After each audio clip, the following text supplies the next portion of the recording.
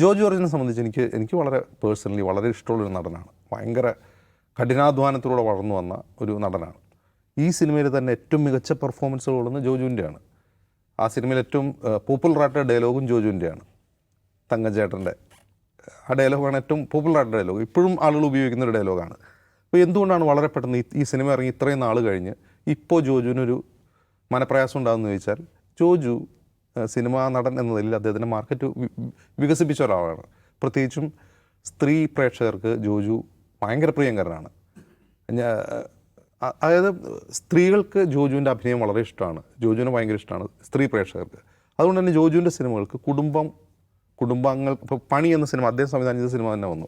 ആ പണി വയലൻസ് കൂടുതലായിട്ട് പോലും ആ സിനിമ വിജയിക്കാനുള്ള കാരണം കുടുംബങ്ങൾ ഫാമിലി ഓഡിയൻസ് ധാരാളമായി കണ്ടു എന്നുള്ളതുകൊണ്ടാണ്.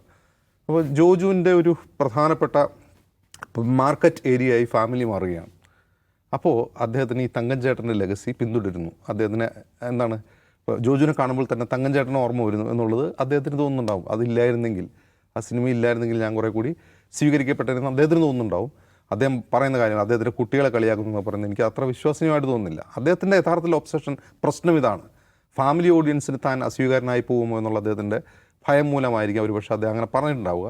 ഞാൻ പറയുന്നത്, ഞാൻ ഒരു ജോജുവിനെ ഇഷ്ടപ്പെടുന്ന ഒരാളെന്ന നിലയ്ക്ക് അദ്ദേഹത്തിന് പറയാനുള്ളത്, അദ്ദേഹം ചെയ്ത മികച്ച കഥാപാത്രങ്ങളിലൊന്നാണ്. ചെറിയ റോളാണെങ്കിലും ജോജുവിൻ്റെ തങ്കച്ചേട്ടൻ എന്ന് പറഞ്ഞ ക്യാരക്ടർ താൻ ചെയ്തു വെച്ചൊരു ക്യാരക്ടറിൻ്റെ പേരിൽ താൻ അത് ചെയ്യേണ്ടിയിരുന്നില്ല, തന്നെ പറ്റിച്ചു, തന്നോട് പറഞ്ഞ് ഇങ്ങനെയല്ല, എനിക്ക് പ്രതിഫലം തന്നില്ല എന്നൊക്കെ വർഷങ്ങൾക്ക് ശേഷം പറയുന്നതിൽ ഒരു അഭംഗി ഉണ്ടെന്നാണ് എനിക്ക് തോന്നുന്നത്. അതർവൈസ് ഇപ്പോൾ ലിജോയ് ആണെങ്കിലും ജോജു ആണെങ്കിലും ഗ്രേറ്റ് ആർട്ടിസ്റ്റ്സ് ആണ് അവർ. ഇത്തരമുള്ള നിസ്സാര കാര്യങ്ങളുടെ പേരിൽ അങ്ങനെ ഒരു വിവാദം ആ സിനിമയെപ്പറ്റി, ചുരുളി എന്ന് പറഞ്ഞാൽ അപാര റിപ്പീറ്റ് വാല്യൂ ഉള്ളൊരു സിനിമ കൂടിയാണ്. ഞാൻ ഇടയ്ക്ക് കാണാറുണ്ട്, എനിക്ക് ഭയങ്കര ഇഷ്ടമാണ്. ആരെ തെറി വിളിക്കണം തോന്നുമ്പോഴാണോ?